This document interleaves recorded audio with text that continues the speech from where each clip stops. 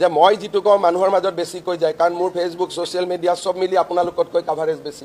হয় মুখ্যমন্ত্ৰী মহোদয়, গোটেইকেইটা টিভি চেনেল মিলাই যিমানখিনি ফলোৱাৰ আছে তাতকৈ বেছি ফলোৱাৰ কিন্তু আপোনাৰ পেজত আছে। এইখিনি অসমৰ ৰাইজে জানে। কাৰণ কি জানে, আপুনি হ'ল অসমৰ এজন মুখ্যমন্ত্ৰী, আপোনাৰ ফলোৱাৰ বেছি থকাটো স্বাভাৱিক, সেইটো বেছি ডাঙৰ কথা নহয়।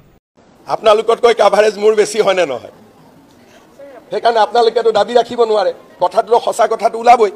সেইবুলি আপুনি গণতন্ত্ৰৰ চতুৰ্থ স্তম্ভক এনেকৈ ৰাজহুৱাভাৱে অপমান কৰাটো কিন্তু ঠিক হোৱা নাই। এইটো মোৰ বোধেৰে কিন্তু অপমানেই হৈছে।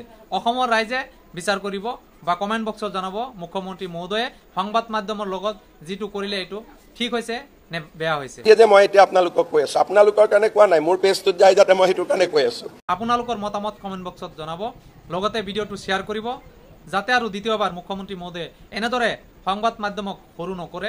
কাৰণ এই সংবাদ মাধ্যমৰ গুৰুত্বপূৰ্ণ এটা ভূমিকা পালন কৰিছিলে যেতিয়া ভাৰত স্বাধীন হৈছিলে। সেইকাৰণে ভিডিঅ'টো আপোনালোকে শ্বেয়াৰ কৰি দিব।